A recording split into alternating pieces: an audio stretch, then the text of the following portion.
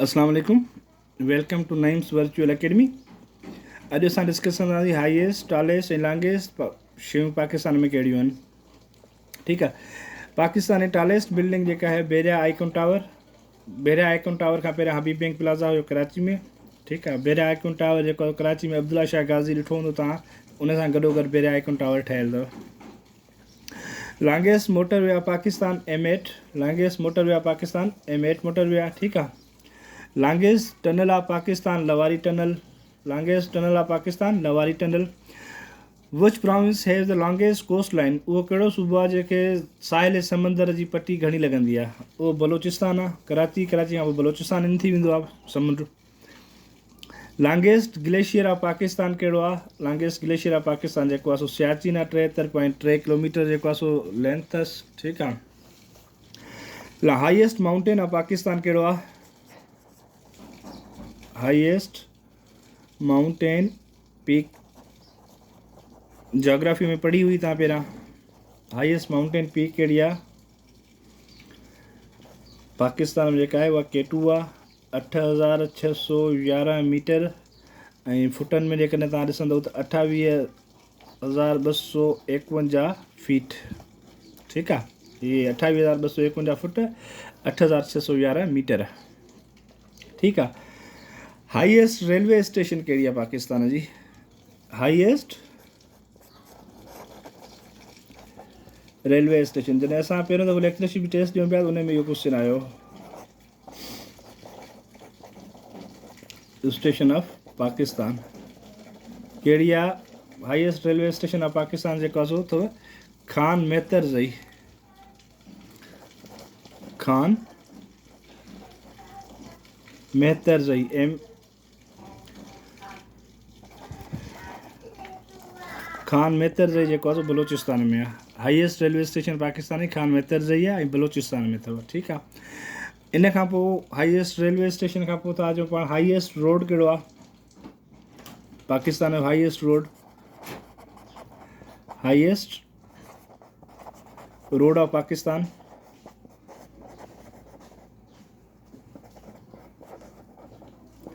शाहराह कराक्रम जेको आहे सो पाकिस्तान जो हाईएस्ट रोड आहे। कराक्रम हाईवे।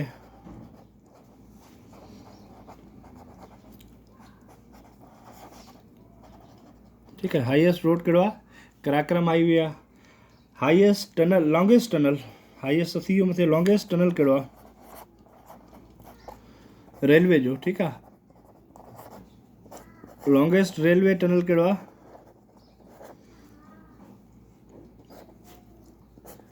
खोजक। ठीकु आहे। लॉन्गेस्ट रेलवे टनल जेको आहे खोजक आहे, बलोचिस्तान में आहे। किथे आहे? बलोचिस्तान में आहे। ऐं जेको आहे सो 2.43 जेको आहे सो किलोमीटर इन जी लेंथ आहे। लॉन्गेस्ट रेलवे टनल कहिड़ो आहे? खोजक। ऐं खोजक बलोचिस्तान में आहे ऐं उन जेको आहे सो लेंथ घणी आहे? 2.43 किलोमीटर जेको आहे सो उन जी लेंथ आहे। लॉन्गेस्ट टनल रोड जो लॉन्गेस्ट टनल कहिड़ो आहे?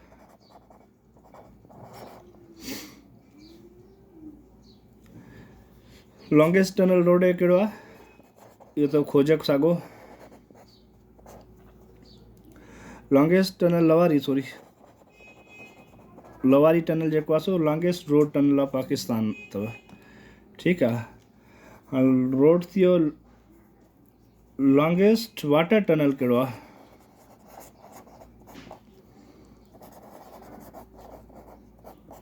Longest water tunnel, longest water tunnel जेको आहे तव्हांजो Warsak dam. Warsak dam tunnel. ठीकु आहे। 3.5 किलोमीटर जेको आहे उन लेंथ आहे। 3.5 माइल्स, किलोमीटर वधीक आहे। ठीकु आहे। हाणे highest road of Pakistan Karakoram highway. Longest tunnel railway जी खोजक आहे 2.4 किलोमीटर जेका आहे।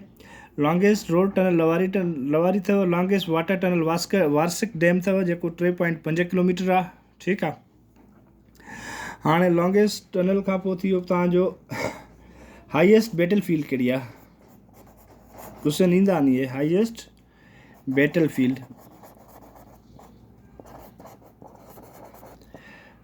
हाईएस्ट बैटल फील्ड कहिड़ी आहे?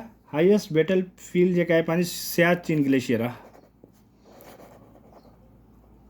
सियाचिन ग्लेशियर जेका आहे पाकिस्तान जी हाईएस्ट बैटल फील्ड काउंट थींदी आहे। ठीकु आहे। लॉन्गेस्ट रोड कहिड़ो आहे? हाईएस्ट खां पोइ लॉन्गेस्ट रोड कहिड़ो आहे? लॉन्गेस्ट रोड पंहिंजो जेको आहे सो कराची टू मोटर पिशावर जेको आहे इहो highway, national highway Karachi to Peshawar,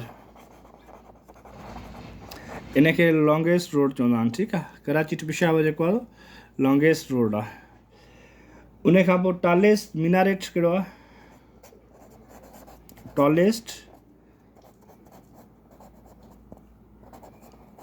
tallest minaret कहिड़ो आहे? माना मीनार, वॾे में वॾो मीनार पाकिस्तान में कहिड़ो आहे? उहो अथव फैसल मस्जिद जा 4 कुबा, 4 minarets of Faisal Masjid. Faisal mosque Islamabad आहे, जेको इस्लामाबाद वियो हूंदो ॾिठी हूंदई फैसल मास्क। ठीकु आहे। जंहिंजी 286 फीट ईच, हिकिड़ो मीनार जेको आहे 286 फुटनि जो अथव। ठीकु आहे। हाणे रेलवे प्लेटफॉर्म वॾे में वॾो कहिड़ो आहे? वॾे में वॾो रेलवे प्लेटफॉर्म पाकिस्तान जो रोड़ी रेलवे स्टेशन। वॾे में वॾो रेलवे प्लेटफॉर्म कहिड़ो आहे? रोड़ी रेलवे स्टेशन। ठीकु आहे। ऐं उन खां पोइ जेको आहे सो लॉन्गेस्ट रिवर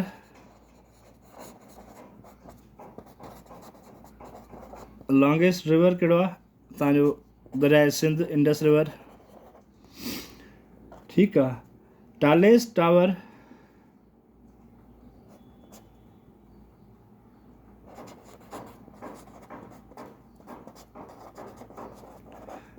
टावर लाहौर में है, मीनारे पाकिस्तान।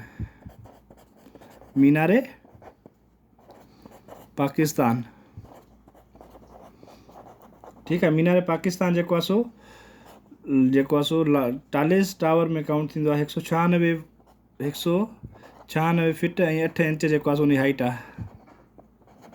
196 फीट ऐं 8 इंच। कॾहिं कॾहिं इहो बि सवाल ईंदा आहिनि मीनारे पाकिस्तान जी हाइट केतिरी आहे, त 196 फीट ऐं 8 इंच जेको आहे मीनारे पाकिस्तान जी हाइट अथव।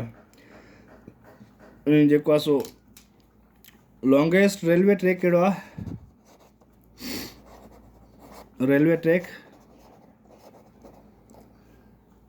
लॉन्गेस्ट रेलवे ट्रैक अथव कराची टू लंडी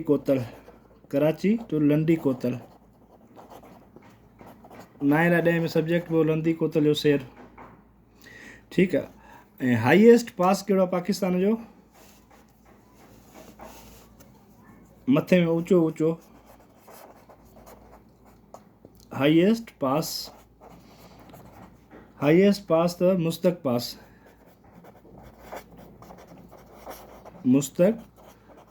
पास जेको पाकिस्तान खे चाइना सां, नादरन या गिलगित खे चाइना सां या पाकिस्तान खे चाइना सां कनेक्ट कंदो आहे। ठीकु आहे। उन जी जेको हाइट पढ़ीसीं पाण, जेको जोग्राफी जॾहिं डिस्कस कईसीं त उन में जेको आहे सो डिस्कस कई 19,030 फीट जेको आहे उन जी हाइट अथव। ठीकु आहे। इहे त शयूं थी वियूं पाकिस्तान में हाईएस्ट कहिड़ियूं आहिनि, टॉलेस्ट कहिड़ियूं आहिनि। इन्हनि मां हिकु न अधु सुवाल ज़रूरु लॻंदो, हिन खे सीरियस वठिजो। इहे बेसिक इंफॉर्मेशन आहे जेका तव्हांखे अचणु खपे। हर टेस्ट में हिननि मां तव्हांजा क्वेश्चन लॻंदा अथव। ठीकु आहे। हाणे असां ॾिसंदासीं त पाकिस्तान में बिगेस्ट ऐं लार्जेस्ट छा आहे। ठीकु आहे।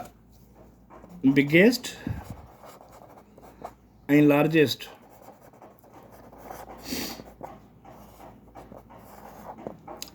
ठीकु। नंबर 1 ते था अचूं पाण त लार्जेस्ट ऑयल रिफाइनरी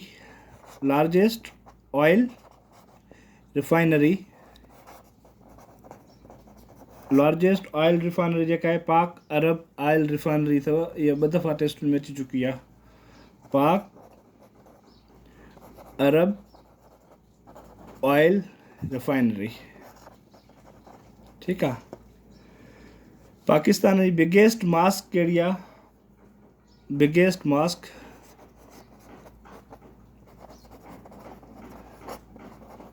या तो फैसल मस्जिद इस्लामाबाद, फैसल मस्जिद मास्क या मस्जिद इस्लामाबाद, ठीक है, फैसल मस्जिद इस्लामाबाद में आहे।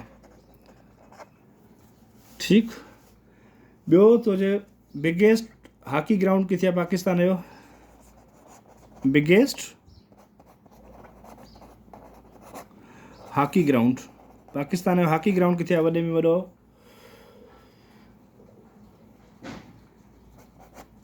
National stadium Karachi. Biggest hockey ground किथे आहे? नेशनल स्टेडियम कराची, ठीक आहे। बिगेस्ट इंडस्ट्री कहिड़ी आहे पाकिस्तान जी? पाकिस्तान जी बिगेस्ट इंडस्ट्री कहिड़ी आहे? बिगेस्ट इंडस्ट्री ऑफ पाकिस्तान जेका आहे टेक्सटाइल। कहिड़ी? टेक्सटाइल इंडस्ट्री जेका आहे पाकिस्तान जी बिगेस्ट इंडस्ट्री में काउंट थींदी आहे, ठीकु आहे।